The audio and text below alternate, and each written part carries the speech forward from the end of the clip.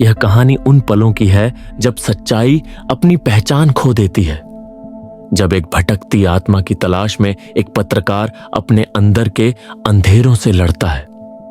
उस पत्रकार का नाम असद था, एक आम रिपोर्टर जो अक्सर छोटी मोटी खबरों तक ही सीमित रहता था।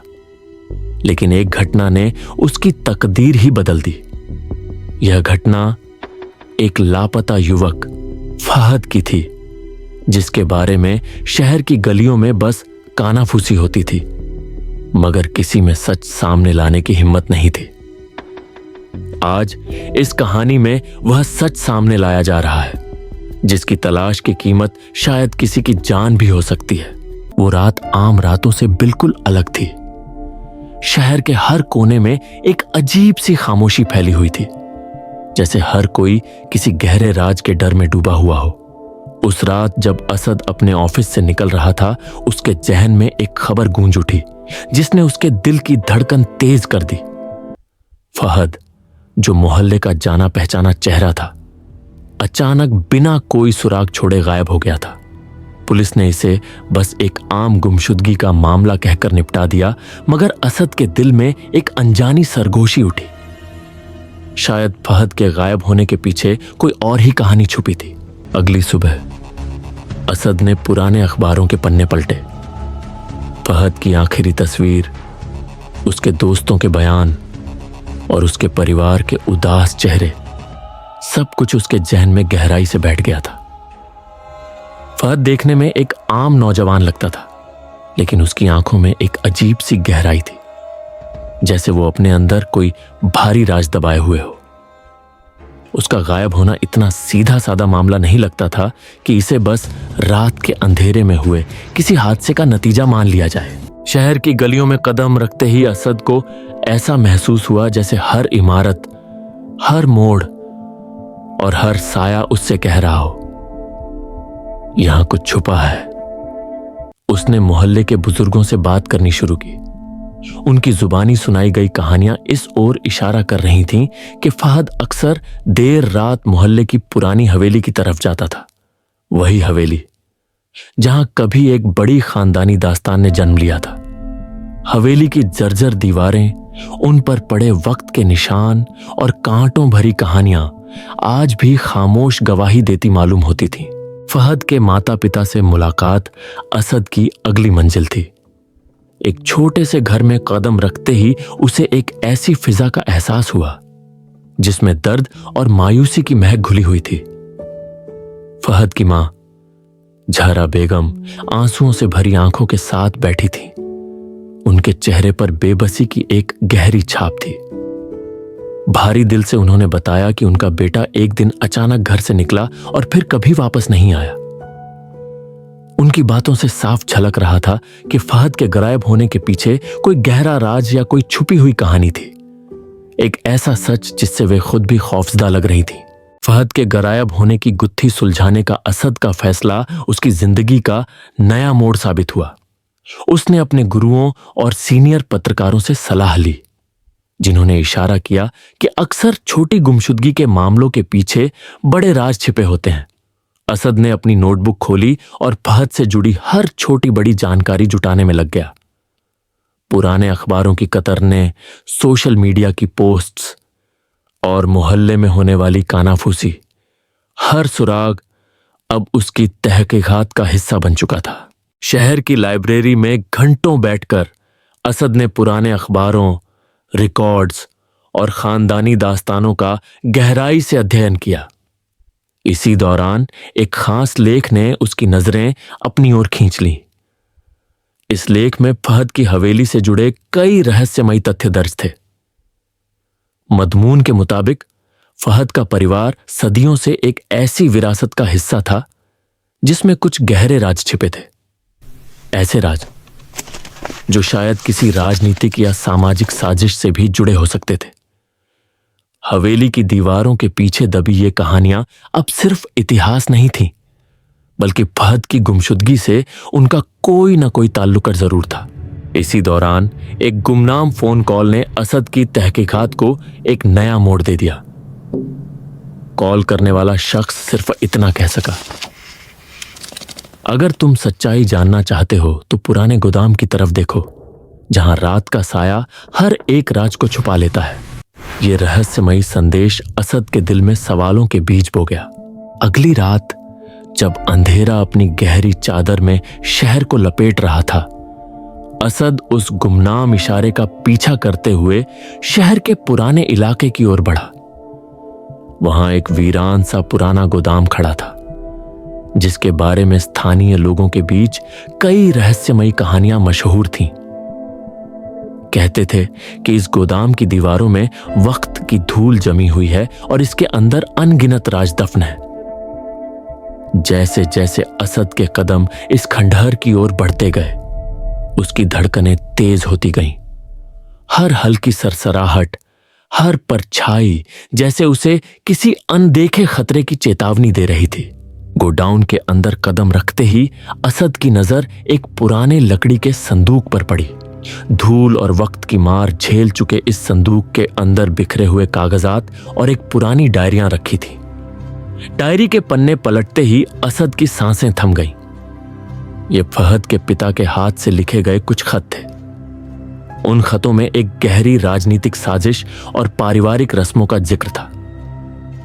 हर शब्द इस ओर इशारा कर रहा था कि फहद का परिवार किसी ऐसे राज से वाकिफ था जिसे दुनिया के सामने नहीं आना चाहिए था।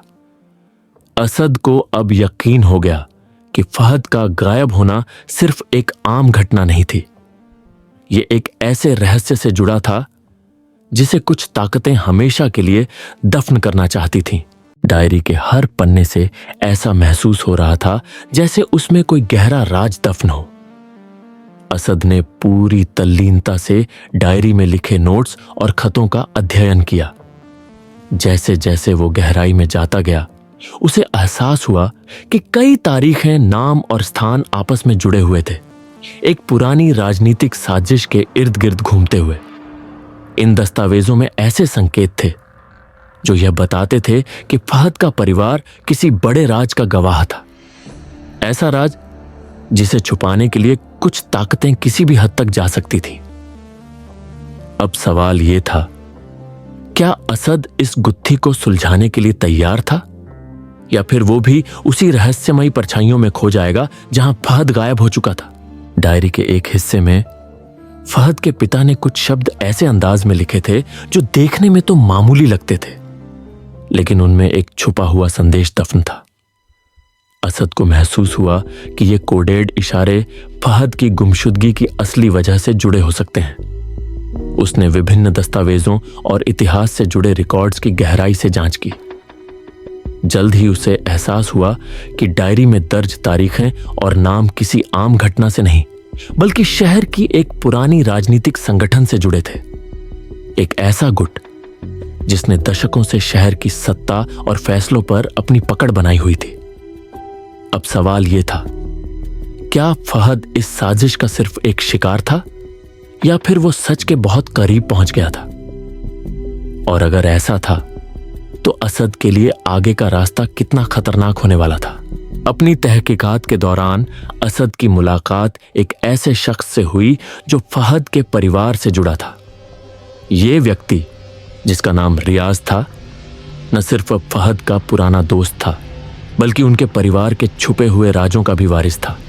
रियाज ने सीधी बात करने से बचते हुए इशारों इशारों में कहा कि फहद के परिवार को एक विरासती जिम्मेदारी सौंपी गई थी, एक ऐसा बोझ जिसके बारे में सिर्फ बंद दरवाजों के पीछे और बुझते चिरागों की रोशनी में बात की जाती थी। इस मुलाकात के दौरान रियाज ने असद को कुछ दस्तावेज सौंपे। इन कागजात में दर्ज कुछ खास तारीखें, नाम और स्थान उस साजिश के टुकड़ों को जोड़ने लगे जिससे फहद का नाम जुड़ चुका था। अब असद के सामने सच के टुकड़े थे, लेकिन क्या वो उन्हें जोड़कर पूरी तस्वीर देख सकता था, या फिर इस रास्ते पर आगे बढ़ते ही वो भी उसी अंधेरे का हिस्सा बन जाएगा जिसने फहद को निगल लिया था? जैसे जैसे असद ने इन दस्तावेजों की गहराई में उतरने का फैसला किया, उसे यह समझ में आया कि फहद की गुमशुदगी सिर्फ एक संयोग नहीं, बल्कि एक लंबे समय से चल रही राजनीतिक साजिश का हिस्सा थी। यह साजिश उन लोगों के इर्द गिर्द घूमती थी जो अपनी राजनीतिक और व्यक्तिगत फायदे के लिए परिवारों के राजों को अपनी चाबियां बना लेते थे। डायरी के पन्नों पर मौजूद हर छोटा सा इशारा, जैसे नामों के बीच फासला या कुछ विशेष तारीखों का जिक्र, असल में एक बड़े राज की ओर इशारा कर रहा था। लेकिन यह राज इतना गहरा था कि उसे बेनकाब करना इतना आसान नहीं था। असद अब एक ऐसे मोड़ पर था जहां उसे सच्चाई को जानने के लिए हर कीमत चुकानी पड़ सकती थी। शहर के राजनीतिक गलियारों में भी इस साजिश की हल्की हल्की सरगोशियां सुनाई देने लगी थीं। असद ने पता लगाया कि फहद के परिवार के कुछ सदस्य हाल ही में शहर के ऊंचे राजनीतिक हलकों में दाखिल हुए थे। कई बड़े नेता और कॉरपोरेट हस्तियां इस साजिश के कुछ पहलुओं पर चर्चा कर रहे थे, लेकिन कोई भी इसे खुलकर स्वीकारने को तैयार नहीं था। ऐसा लगता था जैसे हर कोई सच जानता था, लेकिन उसे कहने से डरता था। असद ने सरकारी रिकॉर्ड्स, गुप्त दस्तावेज और बंद दरवाजों के पीछे होने वाली मीटिंग्स के जरिए यह जानने की कोशिश की कि क्या वाकई यह साजिश सिर्फ अतीत का एक छुपा हुआ पन्ना थी। रियाज द्वारा दी गई दस्तावेजों और पुरानी तस्वीरों ने असद के अंदर नई उम्मीद जगा दी। उनमें से एक तस्वीर बेहद खास थी। उसमें फहद के परिवार के एक सदस्य को एक महत्वपूर्ण राजनीतिक सभा में देखा जा सकता था। इस तस्वीर के पीछे कोई साधारण कहानी थी या कोई ऐसा राज छिपा था जो आज भी शहर की राजनीति को हिला सकता था। असद ने ठान लिया कि वह सारे सुराग जोड़कर सच्चाई को सामने लाएगा। उसने अपनी नोटबुक में हर छोटी बड़ी जानकारी दर्ज करनी शुरू की, हर व्यक्ति से मिली बातों को इकट्ठा किया और इन पहेलियों के जवाब ढूंढने के लिए दिन रात मेहनत में जुट गया। लेकिन मुश्किल यह थी कि हर जवाब के साथ एक नया सवाल खड़ा हो जाता था। क्या असद इस गहरे जाल से बाहर निकल पाएगा, या फिर यह राज उसे भी उसी अंधेरे में ले जाएगा जहां फहद खो गया था। असद की तहकीकात अब एक ऐसे मुकाम पर पहुंच चुकी थी जहां हर कदम खतरे से घिरा हुआ था।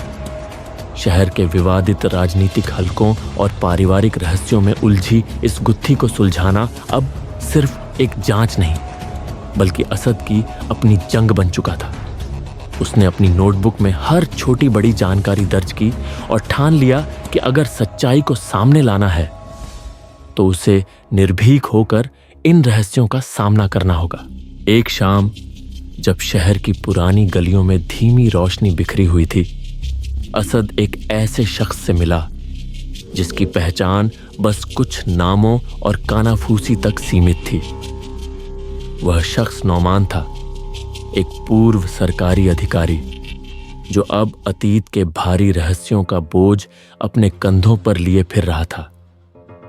नौमान ने धीमी आवाज में कहा, ये राज इतने आसान नहीं कि इन्हें उजागर किया जा सके।